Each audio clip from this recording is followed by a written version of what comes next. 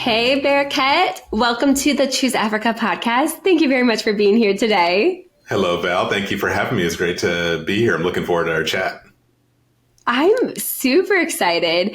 I know that we first connected on LinkedIn and now we're working together. But you are like a wealth of so much wisdom actually on how people can become wealthy. So I have so many questions for you, but can you start with sharing a little bit about yourself, where you're from, where you live, and what you're doing now? Yes, my name is Bereket Kelile. I am here in the Sacramento area. This is where I was born and raised. And my Africa connection, of course, is my parents were immigrants themselves, and they came over from Ethiopia in the early 80s with my older brother and settled here in Sacramento. I've basically been here pretty much my whole life, except for the 4 years when I left to join the Air Force, and I served one term there and then came back. And now I am here working as a financial advisor. I've been in this industry now for the last 4 years, doing financial advising and coaching, and basically working with people to help them figure out how to better manage their money and define their goals and create a plan to hit those goals, but especially on things like investing or planning for retirement, things of that nature. When people have things that they want to do and they just don't know, like, hey, where do I start? They reach out to me, and then we start, working together on that. But yeah, that's a little bit about me. Oh, and then I should also mention I'm married with 2 young kiddos, and our family is here. So yeah. That's very exciting. That's I think I've seen your kids before on one of the Zoom calls. And so, super, super cute. Really love that you mentioned that. And I also like that you mentioned your history with the Air Force, because I saw on LinkedIn how you said you used to launch F-16s and now you launch people's retirement plans. And I was like, oh, I love a good plan. Where is it? I love good copywriting. How did you go from like being in the Air Force to wanting to get involved in like financial planning, as well as like the whole Dave Ramsey connection as well? Yeah. It was totally unplanned and just improvised every step of the way. So after I got out of the Air Force, I came back because I wanted to go back to school and finish my degree, and got a degree in economics, and then ended up working in a job first as a political pollster. And I did that full time for 7 years. Yeah. So my job was to, we worked with clients, candidates and campaigns, helping them design surveys, public opinion surveys, and we write them up for them. Yeah, do the data collection, do the data analysis, and then basically consulted with them on how to implement the results that we got. And that wasn't even a planned thing or something that I was pursuing. It was just it just kind of happened, and did that for 7 years, and then I kind of got the entrepreneurial bug that bit me. Actually, this is a good story too, because there's also another Africa connection there. And it goes back to 2017, because I'm a big history buff, including Ethiopian history. Yeah. And I came across this really great book by a writer up in Toronto named Jeff Pierce. And he wrote a book about the war between Ethiopia and Italy in the 1930s. Wow. And he found me on Facebook because he saw something that I wrote, a little kind of blog, a little blurb about the book. And we connected, and again, another accident there, but we just started chatting, and he was looking to turn the book into a documentary and eventually into a film. And we just started working together on it because I was really intrigued by it. And that really kind of got me thinking about, changing my career path to be able to do more of those kinds of creative projects.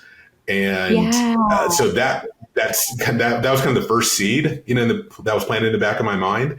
Right. And then 2019 or so, I find the Dave Ramsey connection, went through a financial coaching training, and then I connected with a bunch of other coaches that were doing that full time. And that was when that kind of clicked, that, hey, maybe this is the door that's opening for you to make that career change and, start your business journey. So that was kind of what then started me getting into the financial industry. Yeah. That's amazing.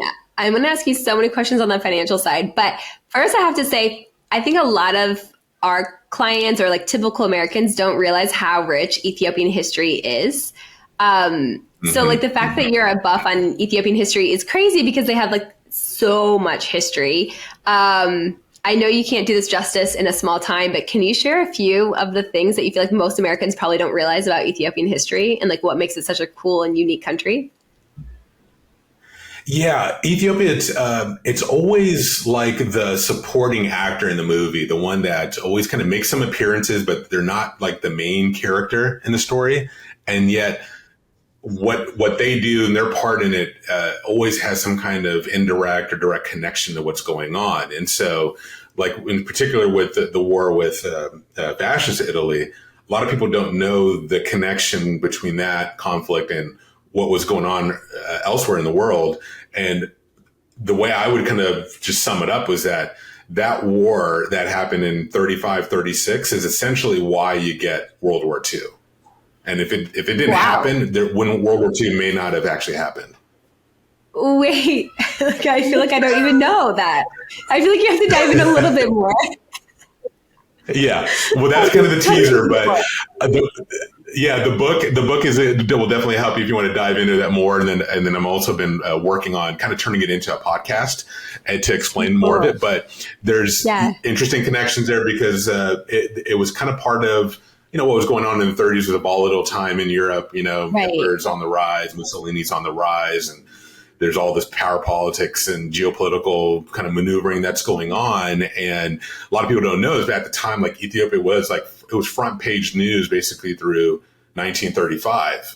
And so people were actually paying attention to it. It was only like after World War II breaks out that it kind of fades into the background. And by this point, a lot of people have now kind of forgotten it. But if you talk to anybody who is a little bit older, 40s, 50s or more, they'll have some recollection about it because there was still some, living memory there. But it was, it was kind of this kind of triangulation kind of game between the Brits and the French on the one hand, the Germans on the other, and Mussolini kind of playing them against each other.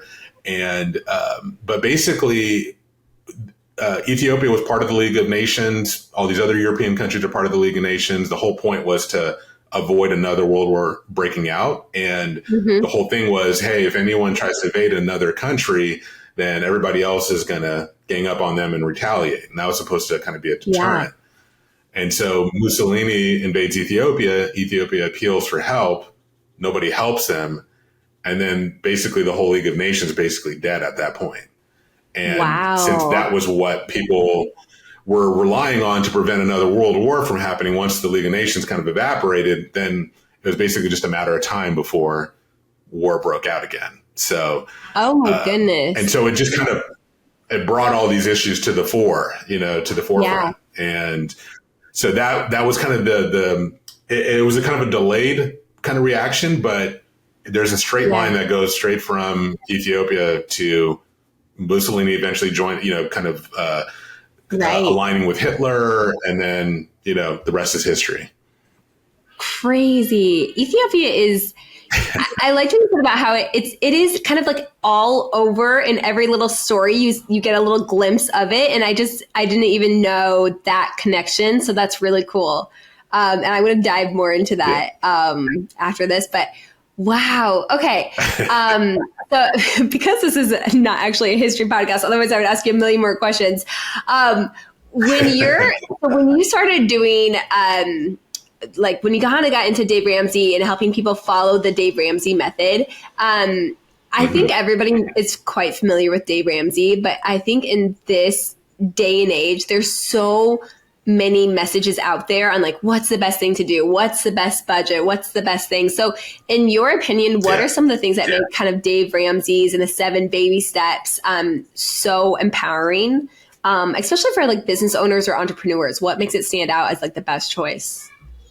I know for me personally, what made it stand out was that it was just a kind of holistic framework. And, I was an econ major, right? So I was financially literate, but you can just kind of meander around and bump around. And this really it's very organized. It gives you a plan, a step-by-step, set of instructions. And for a lot of people, that's really helpful because, I talk to a lot of people that tell me, look, just tell me what to do, give me the steps, and then I'll work it, And so I think there's that aspect of it. Plus also it's very much informed by, human behavior and psychology. And it really speaks to, how we're wired. And so it's built with that in mind. And, one of the things that one of my favorite sayings of his is, personal finance is 80% behavior and 20% math. And I see this, a lot, because one other statistic that I always like to mention too is that 40% of households that make over $200,000 a year live paycheck to paycheck. Wow. And it seems very counterintuitive, right? Because you think more money, more income, fewer money problems. But it just goes to show that your money problems rarely have anything to do with money. And once you understand, once you understand kind of that. Yeah, once you make more money, all I need is more money. All I need is this many more clients or this much more. And that's the problem I have. And you're saying like that's actually not the biggest problem of all. Right. We come with a lot of baggage, to finances, right? And it's a difficult topic, to talk about. And there's a lot of history and personal history and how we learned it, what our experience with it was like, And so, if you have that kind of self-aware understanding, when you bring to your finances, then I think you're going to have a different perspective, different look on it. And I think you can make more progress because then you can identify, hey, what are those insecurities, those challenges that I have? And when you address that, you solve the money issues, because those are just symptoms. Do you think that entrepreneurs, by nature, entrepreneurs are like a different breed in my mind, like the amount of risk, the amount of optimism, for better or for worse. It's a lot of different character traits, I think. And nothing wrong with people who are like happy 9 to 5. That's my sister. And I love that for her. Sometimes I'm so jealous of that. But for financial planning, do you think entrepreneurs and business owners need to do anything different than maybe someone with like a traditional employee? Because they're kind of like two parallel tracks there, one with your personal finances. And a lot of times I talk to entrepreneurs and they're, especially in those early stages, early years, they're figuring out how to kind of manage cash flow. And it's a little bit of a different animal, when it comes to your business. And people do kind of treat it differently, in their own minds, right? They see it different from their household finances. And one framework that I often like to recommend to people is there's actually a great book called Profit First by Mike Michalowicz.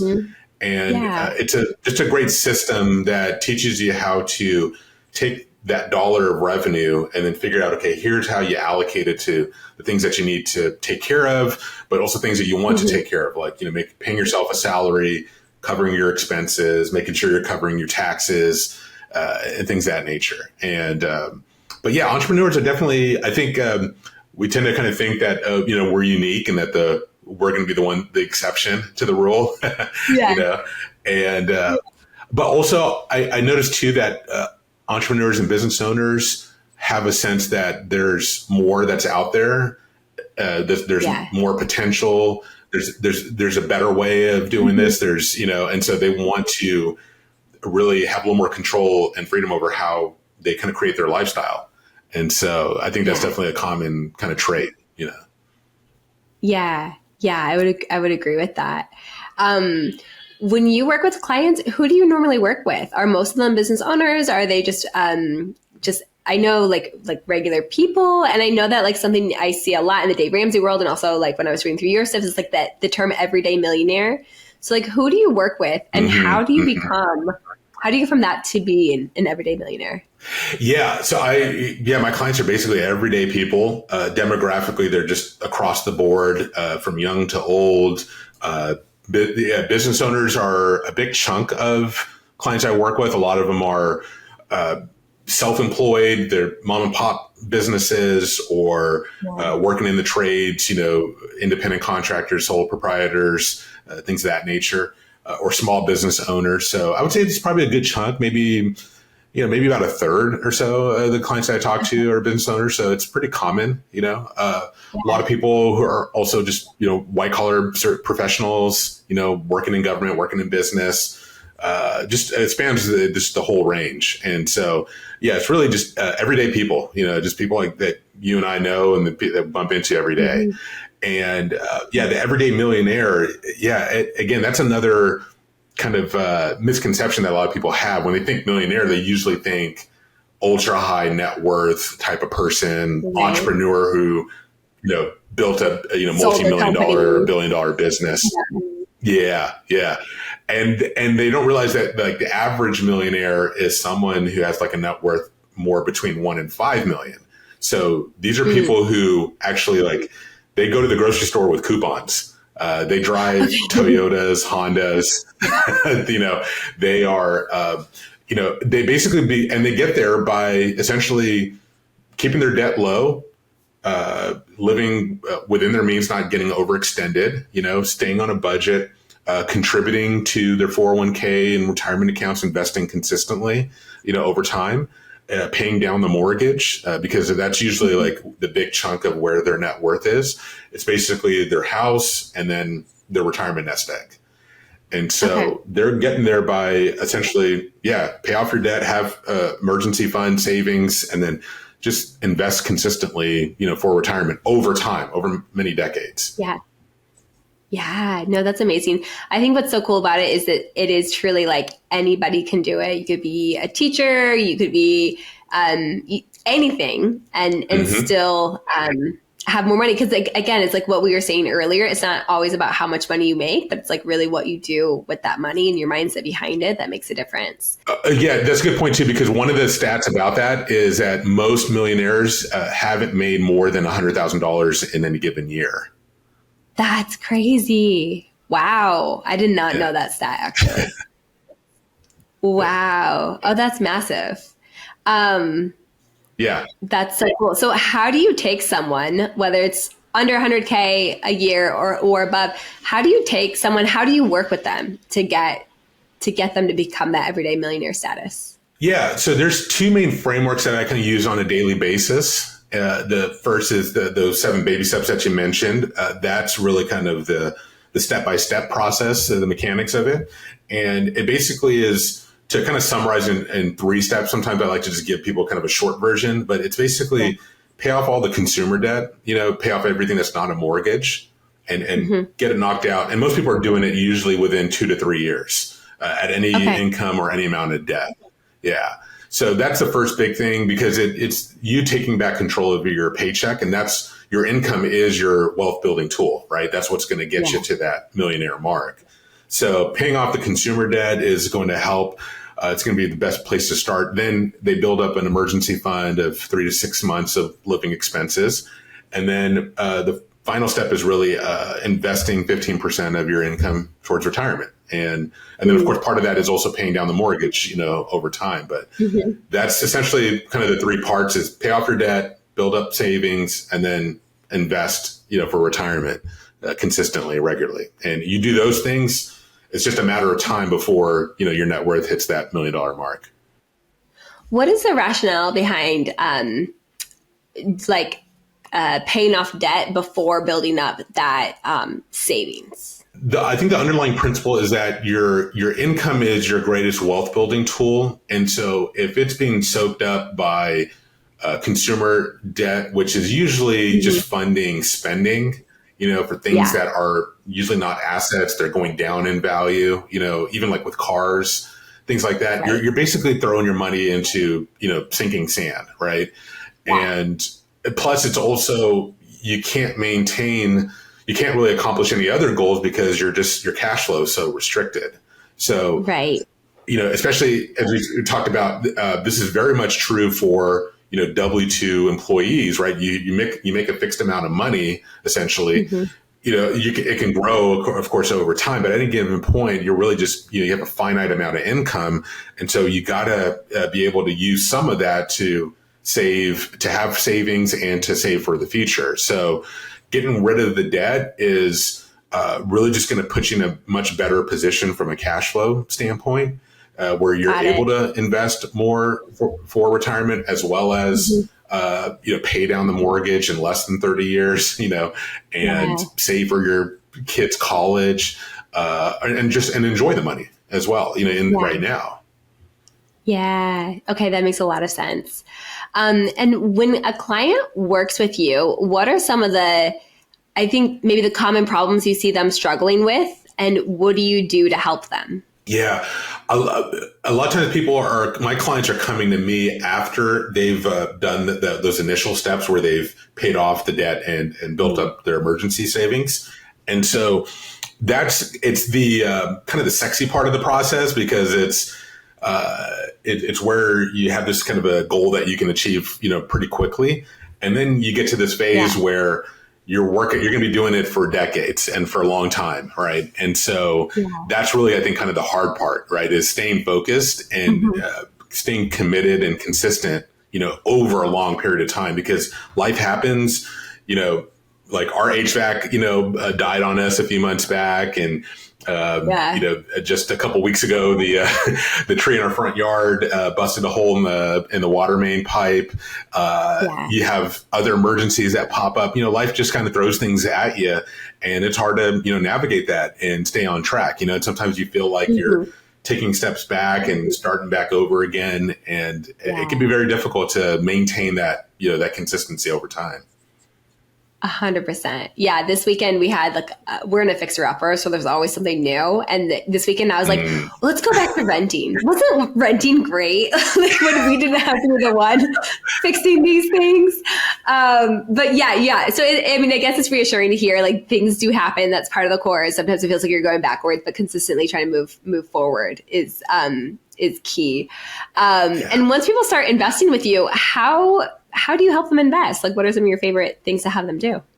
Yeah, I think the key is understanding the right expectations, goals, where they're at in life, because it's going to be a little bit different if you're talking to someone who's kind of closer to our age, with a lot of years to retirement, or someone who's maybe in their 50s, 60s, and retirement's right around the corner, or someone who's in their 60s and 70s and they're already retired, And so I'd say the first step, and the thing that probably helps people the most, is just understanding, okay, where are you and what's your investment objective, for that stage of life that you're in. So there's 3 phases I usually share with people. There's growth, there's the transition to retirement, and then there's retirement, right? Okay. And so in each of those different stages, your goals are going to be a little bit different. So you want to understand, okay, what stage am I in? And based on that, what's my objective, and so a lot of times I see people, they're invested a little too conservatively, especially when they're in that growth phase where their money really should be working for them. And so, getting that right is really important, because, you work hard for your money. You want to make sure your money's working hard for you. Mm-hmm. And I was going to ask you one more question before we switch gears, but you kind of answered it.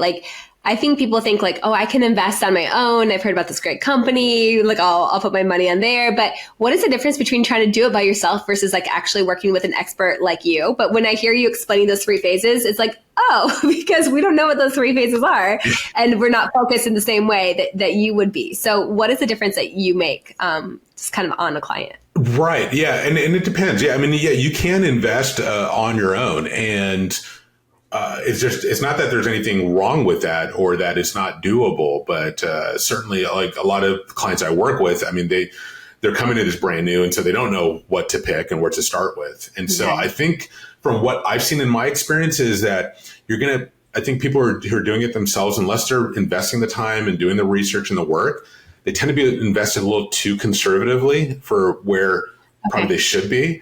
If they're closer to retirement, they might be invested a little more aggressively, And so another thing too is just like any other habit, right? If you're doing it on your own, it's easy to, not stick with it, and you're on your own, so that could be the advantage. It could also be the disadvantage.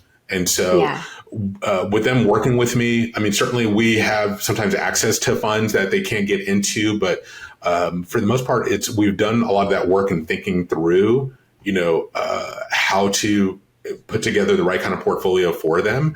And we're keeping an eye on this, for them, and we can help them, make those changes and make those adjustments as they need to over time. And, a lot of times I get also calls from clients during, the tough times, when the market's going down or when there's stuff happening in the news, and so they have someone to talk to and talk through that with them and help, plan, or just in their own life. If there have been major life changes, then we can talk about, okay, how does this affect their investments and how do we need to kind of revisit that and maybe make some changes as they need to. So. No, that makes so much sense. And I definitely see the value in it. Like if we hire a coach or a mentor for business or for fitness, then why aren't we doing the same thing for finances? Like an expert who knows what they're doing and can help us get to success. So that makes so much sense. Exactly. Yeah. I want to change gears because you recently started working with Cradle, which has been super exciting. And you have one of our virtual assistants based out of Addis Ababa. Can you tell me more about like what was the trigger that made you think I need a VA? Like it's time, I've been doing this. Now I'm ready to hire someone to help me. Yeah, that was really what was it, right? I mean, we had connected last year on LinkedIn. And so I knew you were there, and I knew on my mind too that there was a certain point that I was going to get to where I could definitely use the help of a VA just because there's just too much on my plate. I have 2 toddlers and working from home, and it's tough to get a lot done. And plus, I also knew that you don't really it's not really about doing everything yourself, because you're just only holding yourself back by doing it that way. And so I think I just kind of got to a point where I realized that that I'm at that stage where I'm ready to make that jump. And if I don't do it, then I'm just going to wait until it's like too late. I've seen a lot of my colleagues do that where they get overloaded and then they're kind of playing catch up and finding that. And so I wanted to kind of lead into it by hiring someone before kind of I was ready and growing into that. And like, it's a habit, right? And if you don't, you have to make that decision. And so you can't just like, it's not going to naturally happen on its own. You have to just decide, hey, I got to make this commitment and change the way I'm doing my business now, or else nothing's going to change. And so 100%. It was great that we had already connected. And with the Ethiopia connection, I thought it'd be great to, hire someone from Ethiopia and work with them. And then so it was, that was kind of what was going on my end. And then I reached out to you, and you guys connected me with a lot of great, energetic, folks out there. Yeah. Yeah. No, I love that. I would say a lot of people come to us when they're like, I don't even have time to train a VA because they are so busy. So I like your approach of like start slow and then grow with them. And then it's not like frantic energy about like offloading so many tasks because you don't have time. Like you can actually take your time and train and onboard the way you want. And then when you scale, you're ready. So that makes a lot of sense to me. Yeah. What are the tasks that you decide to offload? What were some of the first things that you thought would be great for a VA to do? And how did you choose which ones to delegate? Yeah.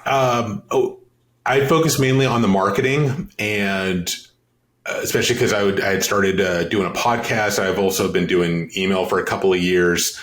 And so I knew that there were things that I didn't have to do.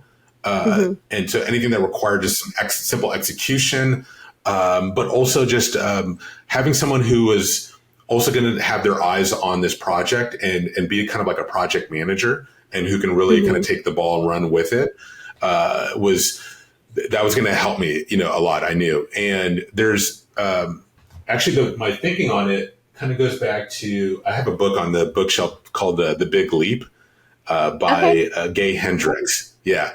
And that really kind of shaped my thinking around it because he has this concept of the zone of genius. We all have our zone of genius. It's that area where we're working, and this is really big for entrepreneurs, really anyone, but especially for entrepreneurs and business owners, because we'll try to wear all the hats and do all the things.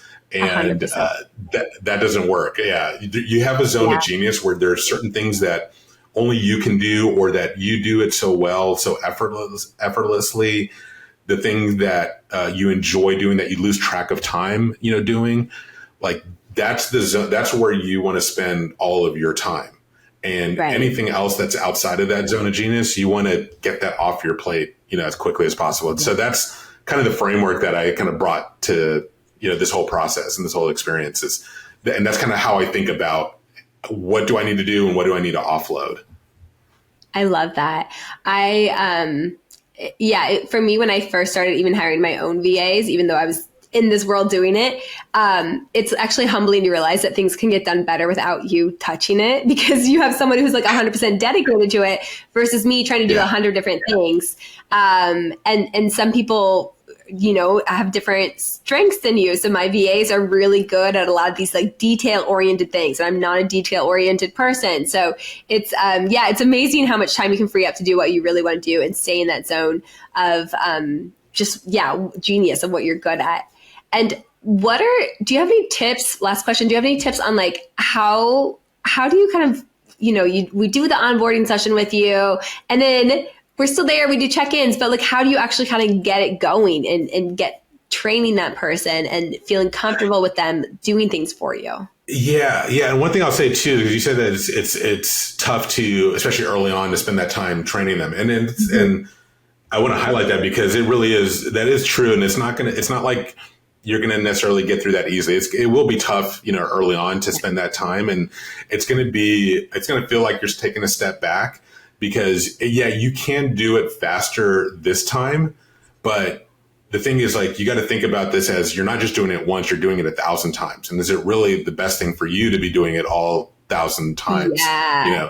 So that's a good perspective. Taking the time, it is a sacrifice, but I've recognized that, if I take the time to train her up now and get her to that point where she can do it and run with it herself, then the return on that is exponential, because now I don't have to do it the next 999 times.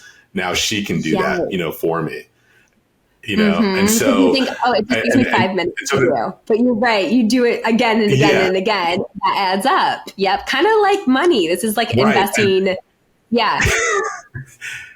And you can get stuck in that loop because you're thinking short term. And so again, it's not something natural, but you got to force yourself to say, I got to think about where do I want this business to go? Where do I want to be? Do I really want to be doing all those things, And then as you on board your assistant, one thing I did was I just kind of focused on where was I the bottleneck, in terms of time, where was things kind of getting held up. And it's kind of like the 80-20 rule, right? I mean, what are the 20% of things that are really kind of creating 80% of the work or 80% of the bottleneck? And just focus on that first and hit those kind of more important things. And then you can kind of start to move out to, to everything else. And something that I realized as I was working with the VA that you guys connected me with was that I also have to think about what's the best use of her time as well, because it's easy to just say, okay, I don't want to do it, I'm going to offload it to her. But she's going to help you the most, or whoever you hire is going to help you the most if they're working on the most valuable things themselves too, right? Because there's some things that you shouldn't be doing. There's some things that your assistant shouldn't be doing. And then there's some things that nobody should be doing. So 100%. You want to make sure that you're not just, you don't want your assistant wasting their time too. You want them working on the most important thing, for the business. And so you got to really think about how you're guiding them and giving them direction to make sure that you got to really spend a lot of time thinking about what's the best use of their time, what's the most valuable thing that they can be working on, so that eventually it helps you accomplish what you want to accomplish. Yeah. You don't want just like busy work for busy work's sake, or sometimes it's worth it to upgrade to like a certain subscription and like this can be done automatically or with AI versus this is a real person that can do real things, and like knowing the difference between what should be delegated and what should no one be doing, all of that good stuff. So that's a really good perspective. So I could keep talking to you forever, but I just want to say thank you for coming on. And for anybody who's like, I'm ready to invest my money, I want to work with you, how do they get connected to you? How do they take that next baby step towards becoming an everyday millionaire? Yeah. And I'll say, and I'll throw in addition to that too, in a lot of my coaching conversations with people about finances, I started having really interesting conversations about changing careers and jumping into, especially for people who wanted to get into like a creative space as an entrepreneur in a kind of services based business, feel free to reach out to, because as a coach, I love talking about that. I've been through that journey. And so I love chatting with other entrepreneurs, and I always have really valuable conversations with them about just what the opportunities are, what you're struggling with, and talking through that, because I've noticed that there's a lot of parallels regardless of whatever industry or type of business you're in. And so bereketkelile.com though is the website, and there's a few different links there. There's the link to my podcast, Baby Step to Retirement. There's also a calendar link there where you can just schedule a call with me.